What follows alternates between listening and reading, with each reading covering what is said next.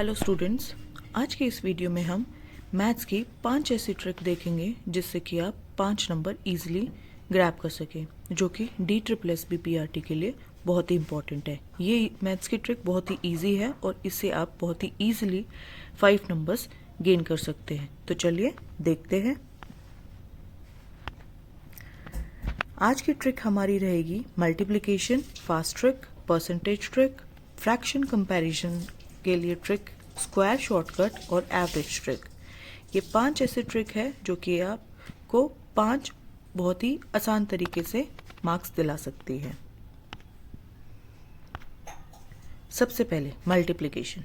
अगर हमें किसी नंबर को 5 से मल्टीप्लाई करना हो, क्वेश्चन में ये दिया गया हो, तो हम क्या करेंगे, उस नंबर को हाफ करके 10 से मल्टीप्लाई कर दें।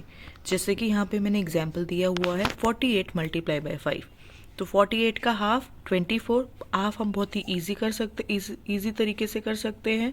24 को 10 से मल्टीप्लाई कर दिया 240, तो 48 इंटू 5 करने में ज़्यादा टाइम लगेगा कंपैरेटिवली अगर हम 24 इंटू 10 करेंगे। तो अगर किसी नंबर को 5 से मल्टीप्लाई करना हो तो उस नंबर को हाफ कीजिए और 10 से मल्टीप्लाई कीजिए। सेकेंड ट्रिक, परसेंटेज से रिलेटेड। अगर किसी भी नंबर का 10% निकालना हो तो उस नंबर को 10 से डिवाइड कीजिए। 5% निकालना हो तो पहले 10% निकाल के यानी कि 10 से डिवाइड करके उसको हाफ कर दीजिए। 1% निकालना हो तो उसको 100 से डिवाइड कीजिए। Example 20% of 250। सबसे पहले 250 का हमें 10% निकाल लेते हैं, तो 10 से डिवाइड किया 25 आया। 25 को डबल कर दिया 50, क्योंकि हमें 20% निकालना है। ऐसे ही हम आगे 20, 30, 40% भी निकाल सकते हैं। Third trick, fraction. अगर हमें 2 फ्रैक्शन दिए गए हो जो कि हमें कंपेयर करने हो, हमसे पूछा गया हो कौन सा बिगर है या स्मॉलर है। फॉर एग्जांपल यहाँ पे मेरे पास 3/4 है और 5/6 है। इन दोनों फ्रैक्शन में से हमें बताना है कौन सा बड़ा फ्रैक्शन है। तो हम क्या करेंगे, क्रॉस मल्टीप्लाई करेंगे। 3 जो फर्स्ट फ्रैक्शन का न्यूमरेटर को सेकेंड फ्रैक्शन के डिनोमिनेटर से मल्टीप्लाई कर देंगे। यहाँ पे हुआ 3 इंटू 6 18। ऐसे ही दूसरे फ्रैक्शन के न्यूमरेटर को लास्ट फर्स्ट वाले फ्रैक्शन के डिनोमिनेटर से मल्टीप्लाई करेंगे। For example 5 multiply by 4 20। जो भी नंबर बड़ा है वो वाला साइड फ्रैक्शन बड़ी है, तो 20 यानी कि ये 5/6 बड़ी फ्रैक्शन है। बहुत ही ईजी ट्रिक है ये फ्रैक्शंस को कंपेयर करने के लिए। DSSS में फ्रैक्शंस को अरेंज करने के लिए क्वेश्चन आता है कि फ्रैक्शन को इंक्रीजिंग ऑर्डर में अरेंज कीजिए। अब है स्क्वायर शॉर्टकट। अगर हमें कोई किसी भी नंबर जो कि 5 से ख़त्म हो रहा है उसको हमें स्क्वायर निकालना हो, तो उसका शॉर्टकट ये है 25 का स्क्वायर। तो ये तो हम सबको वैसे भी याद होता है 625, लेकिन फॉर एग्जांपल 35 का स्क्वायर। तो सबसे पहले फॉर्मूला है 25 तो लास्ट में रहेगा, 5 के आगे जो नंबर है उसको क्या करेंगे, उस नंबर को मल्टीप्लाई कर देंगे उस नंबर में एक और ऐड करके। जैसे यहाँ पे 3 है, 3 को मल्टीप्लाई करेंगे, 3 में पहले एक और ऐड करो 4, 3 इंटू 4 12 आ गया और 25 रहेगा।